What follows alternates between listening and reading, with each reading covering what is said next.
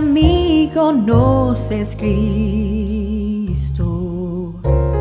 Él llevó nuestro dolor y nos manda que llevemos todo a Dios en oración. Vive el hombre desprovisto de paz, gozo y santo amor. Esto es porque no llevamos todo a Dios en oración.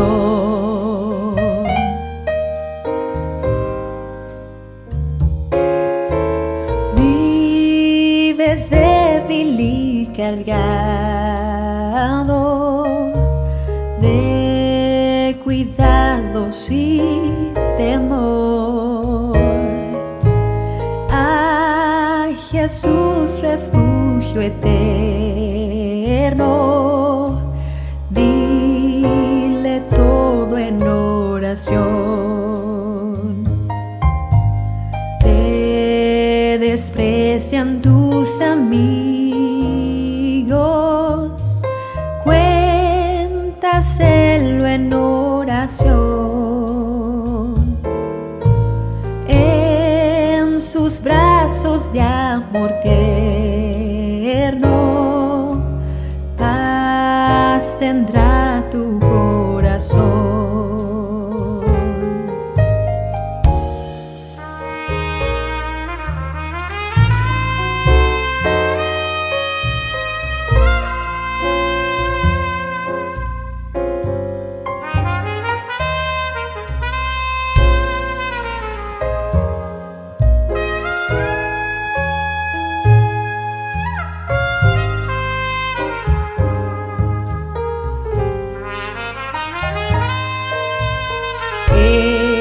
Castigo de su pueblo, en su muerte él sufrió. Cristo es un amigo tierno, solo en él confío yo. Solo en él confío yo.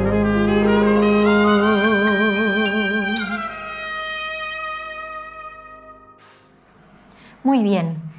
Este título ya sugiere, ¿no? Ya sugiere cosas. La carga que Dios nunca te pidió llevar.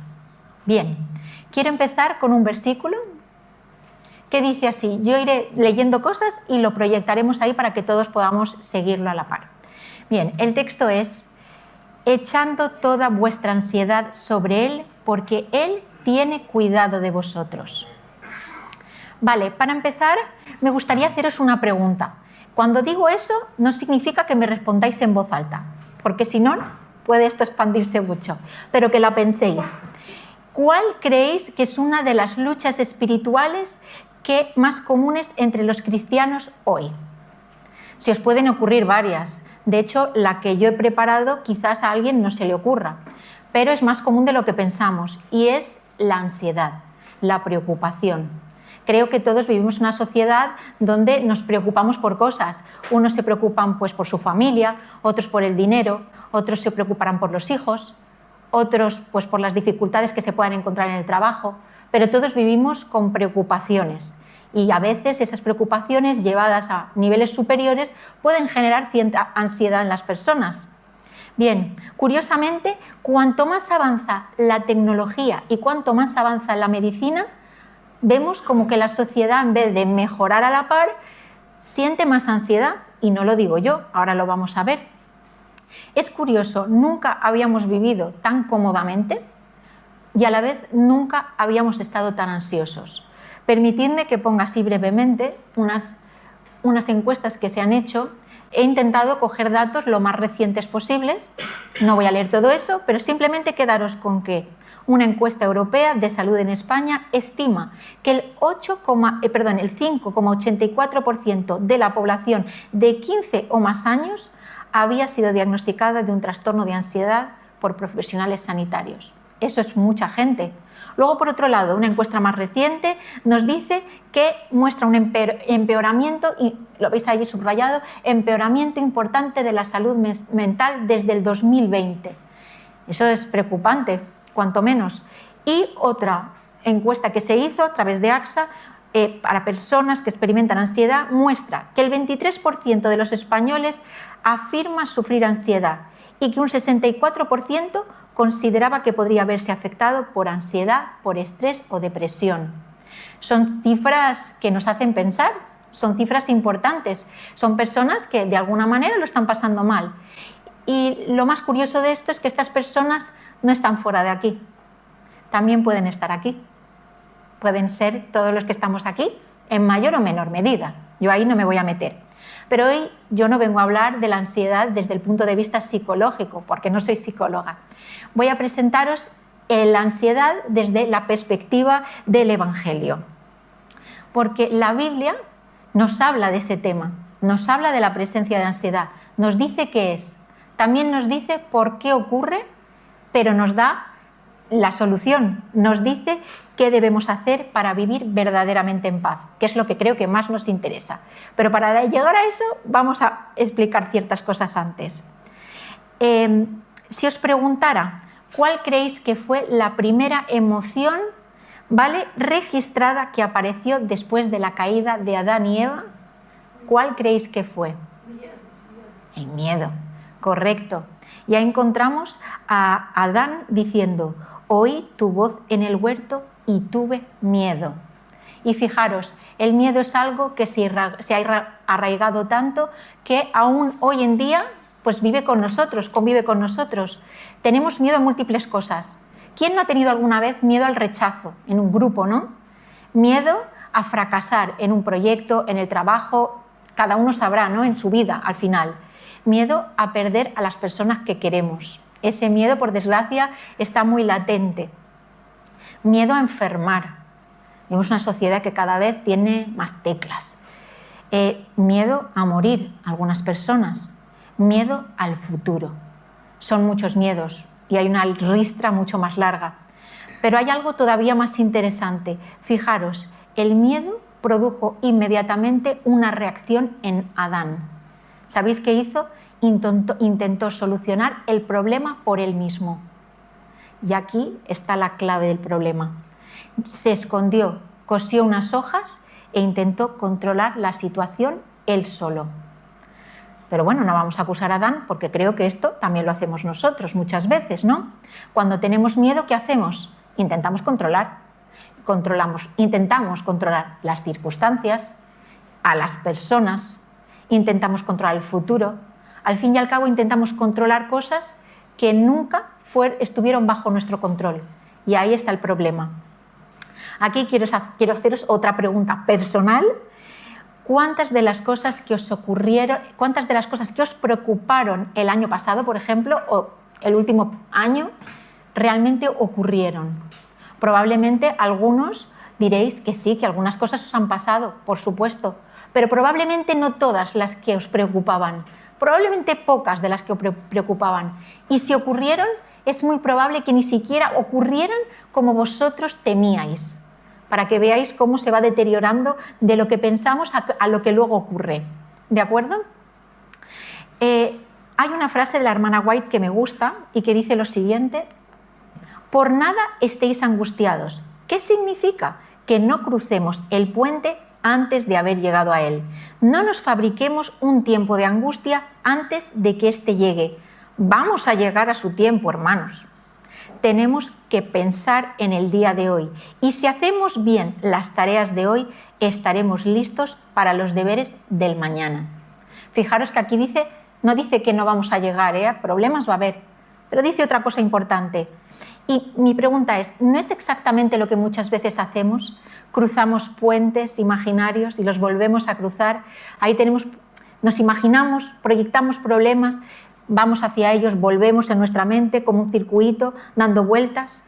No quiero generalizar, porque habrá personas que sabrán gestionar muy bien sus emociones, pero en mayor o menor medida yo creo que a todos nos ha podido pasar el darle vueltas a un pensamiento y venga, y venga, y venga. Si solo fuera uno, tira que va, pero muchas veces se acumulan. Pues eso es exactamente lo que nos pasa a veces. ¿Y si pierdo el trabajo? ¿Y si mi enfermedad empeora? Son pensamientos que son humanos, al fin y al cabo. ¿Y si mis hijos toman malas decisiones? ¿Y si el dinero no me alcanza para pagar los gastos? Vivimos a veces atravesando puentes que quizás nunca lleguen. Y cuando finalmente llegan, porque a veces llegan las dificultades, estamos agotados.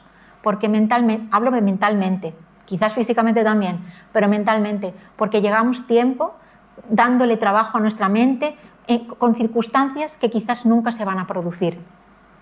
Os quiero contar una historia real que algunos ya conoceréis, pero para quien no la conozca, la historia me parece muy bonita. Es la historia de Horatio Spafford.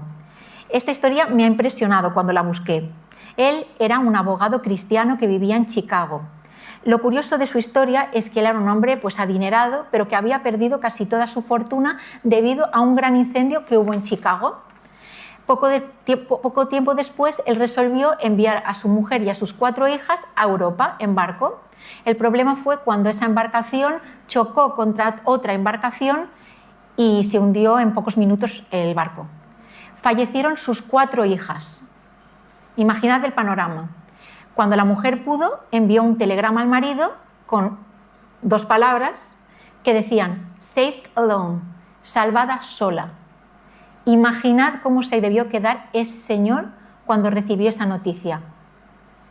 Tremenda noticia, ¿verdad? Stafford arregló todos los asuntos que tenía en Chicago e intentó reunirse lo antes posible con su mujer. Cogió un barco, se embarcó y cuando llegó al punto, más o menos, donde había ocurrido el fatal suceso, el capitán se lo informó. Y Stafford, en vez de coger e irse a su habitación a escribir una carta lamentándose o poniéndose mal, escribió las líneas de un himno que hoy aún cantamos en la iglesia. De hecho, os adelanto que es el himno que vamos a cantar al final, ¿vale? Os leo 3 frases de ese himno. Cuando la paz como un río acompaña mi camino, sea cual sea mi suerte, está bien con mi alma. Imaginad esas palabras. Yo me pregunto, ¿cómo puede una persona escribir eso después de lo que le ha ocurrido? ¿Acaso no lloró? ¿Acaso no estaba triste? ¿Acaso no lo estaba pasando mal? ¿No sintió tristeza, ansiedad, preocupación? No sé, le vendrían 1000 pensamientos a la cabeza. ¿Cuál fue la diferencia? La diferencia no fue que él no sintiera dolor. La diferencia fue dónde colocó el dolor. ¿Dónde colocó el dolor, la ansiedad? ¿Dónde colocó la preocupación? Y aquí vamos a volver al texto del inicio. Pedro no nos dice, no tendréis ansiedad. Eso no está, lo siento. Nos dice algo mucho más profundo. Nos decía el texto, echando toda vuestra ansiedad en Él. Fijaros en la diferencia, echando toda vuestra ansiedad en Él. Esto significa que Dios sabe que habrá cargas en este mundo, sabe que habrá problemas, que habrá incertidumbre muchas veces, sabe que habrá lágrimas. Pero también nos dice que esas cargas tienen otro destino. No fueron diseñadas para estar sobre nuestros hombros. Y aquí quiero hacer permitidme un pequeño KitKat, un paréntesis. Yo como fisioterapeuta muchas veces en la consulta recibo gente que tiene dolor cervical y dolor de hombros. De hecho, es algo de lo más habitual. Es uno de los problemas más habituales, ¿no? Dolor de hombros, dolor cervical. Estos dolores pueden tener múltiples orígenes, ¿no? Puede ser una lesión, una artrosis, etc. Pero si algo me llama la atención, o siempre me ha llamado la atención, es que casi todos los pacientes, no todos, me suelen comentar, ¡buah! Me duele un montón, es que llevo mucho estrés encima, es que llevo mucho tiempo con problemas en casa, es que tengo muchas preocupaciones últimamente, y se tocan. Es algo muy común, me hablan de preocupación, de estrés, de sobrecarga, y se tocan los hombros, ¿de acuerdo?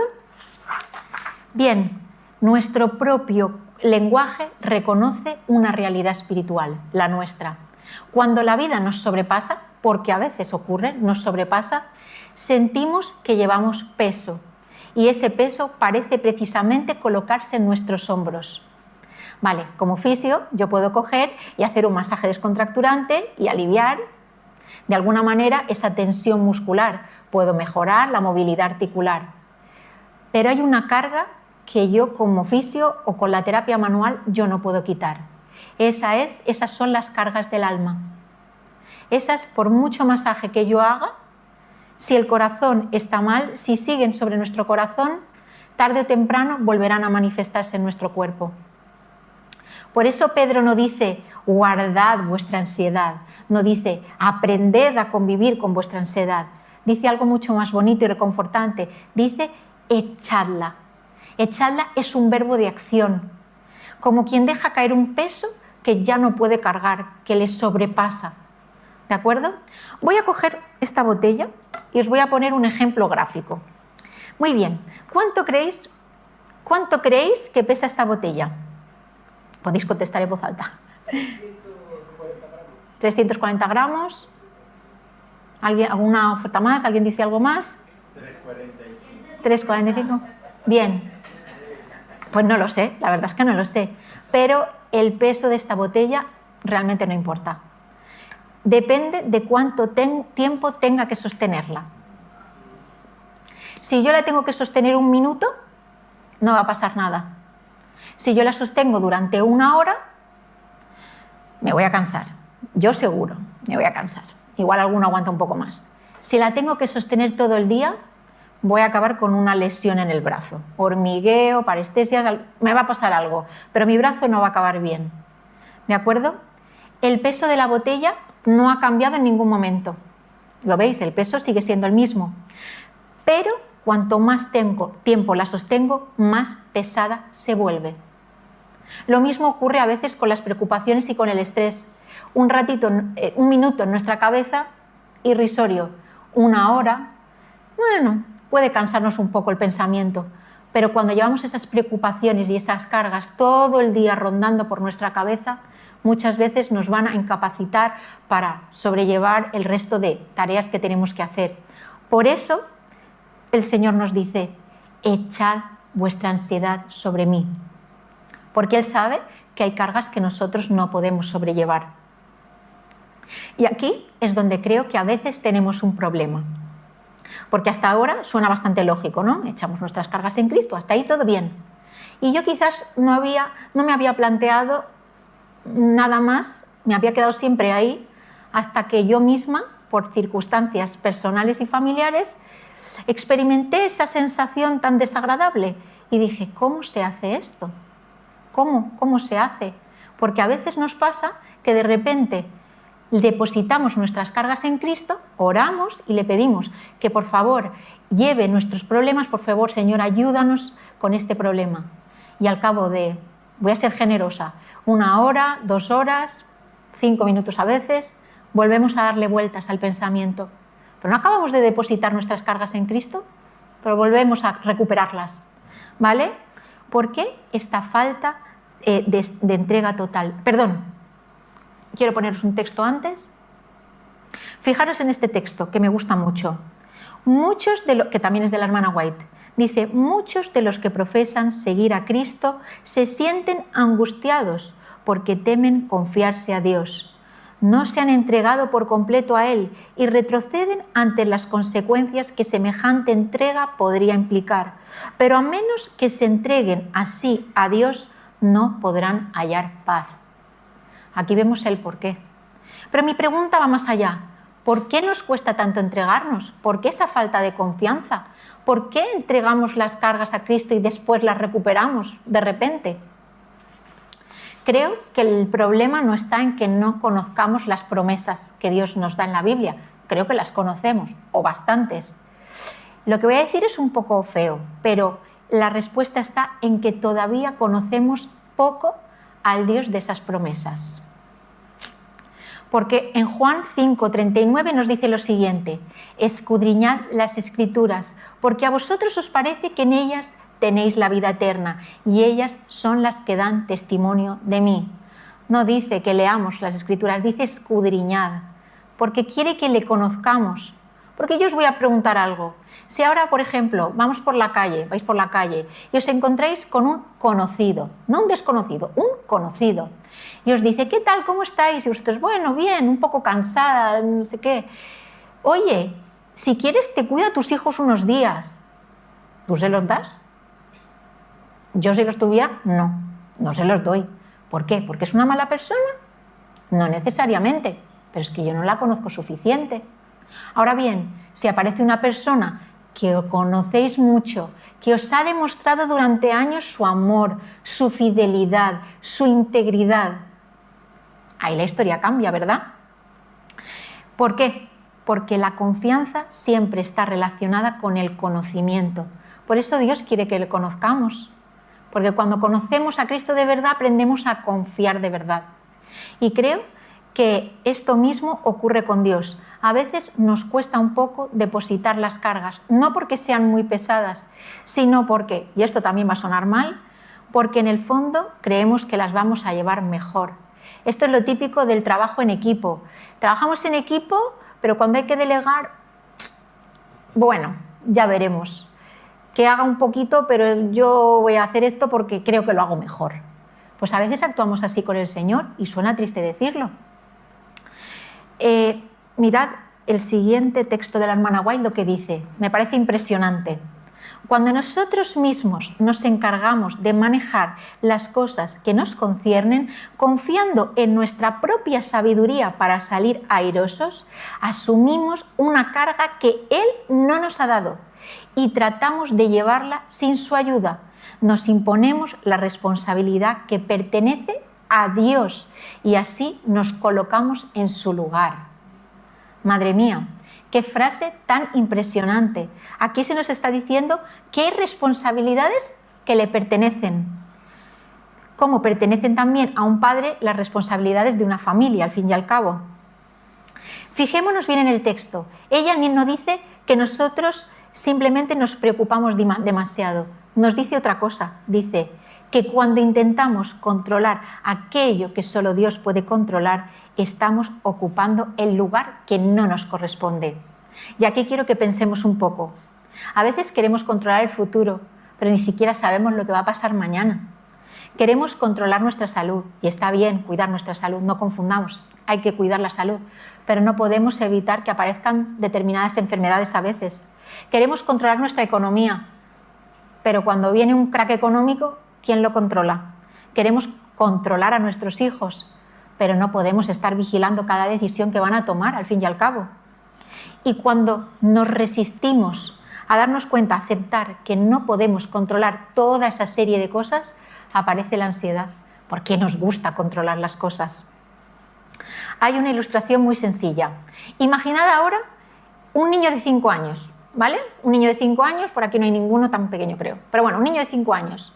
Y ve a su papá que está haciendo la maleta y que está cargando una maleta de 23 kilos, de estas de facturar, de las que pesan.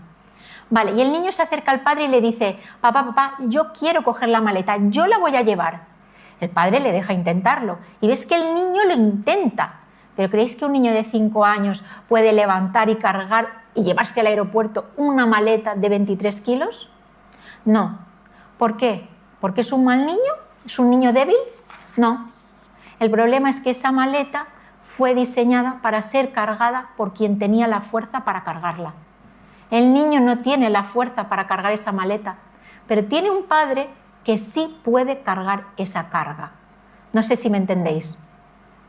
Pero nosotros muchas veces le decimos al Señor, no, yo puedo con mis problemas, yo puedo con mi ansiedad, estoy ahí en la cama sin poder dormir, pero no pasa nada, yo puedo, yo voy a solucionarlo, ya verás, yo lo voy a solucionar. Y Dios con su paciencia nos dice, esa maleta nunca fue para ti. Estás asumiendo algo que no te pertenece. ¿Cuál entonces es mi parte? ¿Cuál es mi responsabilidad en toda esta historia? La Biblia nos llama a muchas cosas. No os preocupéis, tenemos una parte. A estudiar, a trabajar, a administrar bien, a cuidar a nuestra familia, a planificar, a sembrar, a ser diligentes. Todo eso es nuestra parte, pero nunca dice que el resultado final dependa de nosotros. Lo siento, Esa parte no la podemos controlar. Y aquí es donde hay una pregunta que cuando la leí me pareció curiosa y os la quiero poner. ¿Qué parte de tu vida depende de tu obediencia y qué parte depende de la soberanía de Dios? La repito. Pensad bien, qué parte de tu vida depende de tu obediencia y qué parte depende de la sabiduría, de la soberanía de Dios. Porque muchas veces confundimos esto. Pensamos, si yo hago las cosas de determinada manera, si hago las cosas bien, me tienen que salir bien. Pero no funciona así, no funciona así, lo siento. Job hizo las cosas muy bien, fue un hombre justo, hizo las cosas lo mejor que supo. Le pasaron cosas heavies. Los discípulos obedecieron, vaya, y bueno, les pasaron también cosas importantes. La obediencia no garantiza una ausencia de dificultad en la vida. No, lo siento. Ser obediente, pues en muchos casos nos va a traer muchas cosas buenas, pero no siempre va a garantizar ausencia de dificultad. La garantía de Dios siempre fue otra. ¿Sabéis cuál fue? Yo estaré contigo. Yo creo que esa es la mayor garantía que nos puede dar. No prometió una vida sin tormentas, prometió caminar con nosotros en medio de ellas. Yo creo que algo más bonito que eso. Hay algo del pueblo de Israel que me resultó interesante y he querido compartirlo con vosotros, y es que ¿cada cuánto daba el maná Dios al pueblo? ¿Cada cuánto? Cada día, ¿no? Pero cada día había maná. Muy bien, eso es. ¿Por qué? ¿Por qué no daba una vez para un mes, no sé? Recogemos mucho y lo administramos, o una vez a la semana. ¿Por qué? Porque Dios quería enseñar una lección importante. Quería enseñar a su pueblo una cosa que habían olvidado. Quería enseñarles dependencia. Y fijaros, esa palabra a algunas personas les produce como urticaria. Dependencia. Pero es que hay que saber de quién somos dependientes. Y Dios nos llama a ser dependientes de Él, que es muy diferente. Cada mañana el pueblo debía volver a confiar en Dios. Debía volver a confiar, no una vez, cada día. ¿Por qué? Porque el Señor quería recordarles una cosa. La gracia de hoy es para hoy. Mañana será otro día, pero la gracia de hoy es para hoy. Y a veces se nos olvida eso. Nosotros a veces queremos recibir su misericordia y su gracia para que nos dure, no sé, mucho tiempo. Pero el Señor nos dice otra cosa. No, hoy te doy las fuerzas para hoy.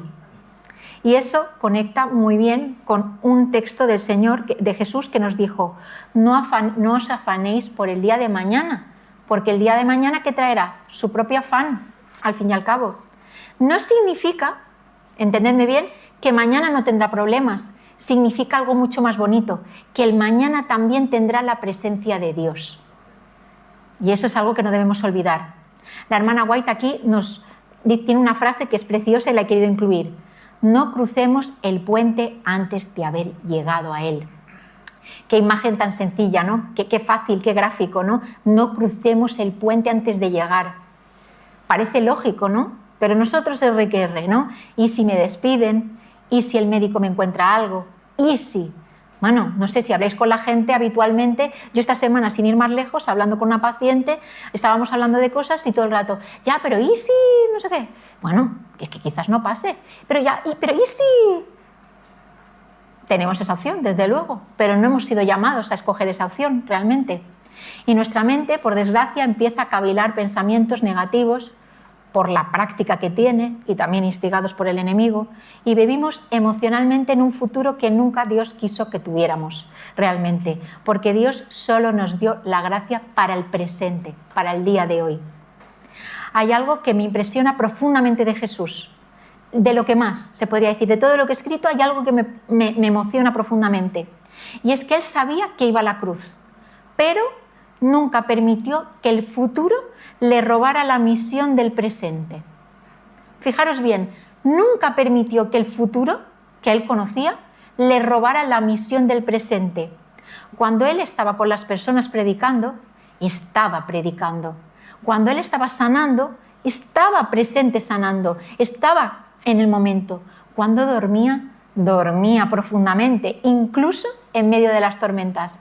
¿Por qué? Porque la paz no depende de la ausencia de tormentas, depende de quién gobierna la barca. Y eso marca mucho la diferencia. La paz cristiana no consiste en saber que todo va a salir como yo quiero. Consiste en saber que pase lo que pase, Dios seguirá siendo Dios. Hermanos, hemos visto hasta ahora que el problema no es asumir o no responsabilidades. El problema es llevar cargas que nunca fueron para nosotros. Y sobre eso, los niños son un gran ejemplo. Vais a ver por qué. ¿Por qué creéis que Jesús dijo que debíamos ser como niños? Muchas veces cuando leemos el texto pensamos que Jesús se refería a la inocencia de los niños, pero no, fijaros bien en el contexto. Ahí estaban los discípulos discutiendo quién sería el mayor en el reino de los cielos. Estaban ahí en charlas de posición, reconocimiento, poder. Y entonces Jesús llama a un niño y lo trae en medio de ellos. Y les dice: de cierto os digo que si no os volvéis y os hacéis como niños, no entraréis en el reino de los cielos. Imaginaros ese momento. Jesús no llama a un maestro, no llama a alguien sabio, no. Coge a la persona que menos puede presumir de autosuficiencia, un niño. Porque pensad, un niño cuando tiene hambre, cuando tiene un sueño, ¿qué hace? Llamar a sus padres.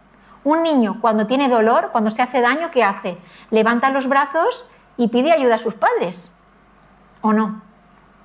Quizás este sea uno de los grandes problemas que tenemos como cristianos adultos.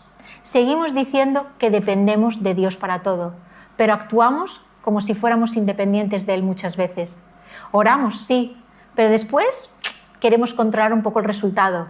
Confiamos hasta que las cosas no salen como teníamos previsto. Entonces volvemos a cargar con el control de las cosas y con ello a veces recuperamos ansiedad y preocupación. Quiero brevemente contaros la historia de una persona que me pareció impactante. Es la historia de George Mueller. Alguno igual la ha oído alguna vez. Él se dedicó en Inglaterra a cuidar y alimentar a niños, pero no unos pocos, cientos y cientos de niños. Pero él siempre se propuso algo en concreto. Él no quería pedir ayuda a ninguna institución, no quería estar pidiendo limosna a la gente, no. Él, cuando había problemas o situaciones difíciles, trabajaba, se organizaba, era una persona disciplinada, metódica, pero tenía una cosa en concreto: la responsabilidad del resultado se la dejaba a Dios. Una mañana, como cada día, reunió a los niños para el desayuno, se pusieron todos para orar y oraron para dar gracias al desayuno, con la particularidad de que no había nada para desayunar. Que sin sentido. De repente cogemos a un grupo de niños, venga, vamos a orar por el desayuno, y no hay nada. Pues fijaros bien, esto es una historia real. Mientras estaban orando, alguien tocó a la puerta, y cuando abrió la puerta era el panadero. Se había pasado toda la noche con la misma percepción. He pasado la noche sin poder dormir. Sentía que Dios quería que les trajera pan. Al poco tiempo vuelven a tocar la puerta. Abre la puerta y era el lechero. El camión del lechero se había justamente quedado atascado o se había estropeado delante del orfanato. Y claro, como en aquella época pues no habría tanta refrigeración, se iba a poner mal el producto y ofreció al orfanato quedarse con la leche. Fijaros qué milagro. Y no me refiero ni al pan ni a la leche. Ese no fue el milagro. El milagro fue la tranquilidad de Mueller antes de recibir el pan y antes de recibir la leche. Realmente. Porque cualquiera puede confiar cuando la situación ya está medio resuelta. ¡Ah, qué milagro! No. La verdadera fe está en confiar antes de ver el resultado. Este texto de la hermana White me pareció muy indicado en este caso y dice lo siguiente: si educamos nuestras almas para que tengan más fe, más amor, mayor paciencia, una confianza más perfecta en nuestro Padre Celestial, tendremos más paz y felicidad a medida que enfrentemos los conflictos de esta vida. Esto es precioso. Y hay un detalle muy bonito en el Sermón del Monte. Jesús habla de las aves, de los lirios, ¿no? Y hace una pregunta: ¿quién de vosotros podrá, por mucho que se afane, añadir un codo a su estatura? Esto todo lo conocemos, ¿verdad? Es una pregunta que casi suena irónica. Es como decir, por más que te preocupes, ¿qué vas a conseguir? Básicamente, la preocupación puede quitarnos cosas. A veces nos quita el sueño, nos quita la salud, por ejemplo, pero desde luego no va a hacer que crezca una flor por más que me angustie. Tampoco va a añadir más tiempo de vida a mi vida, el hecho de que yo me angustie. Incluso la vida de Jesús muestra una confianza completa en Dios, en su Padre.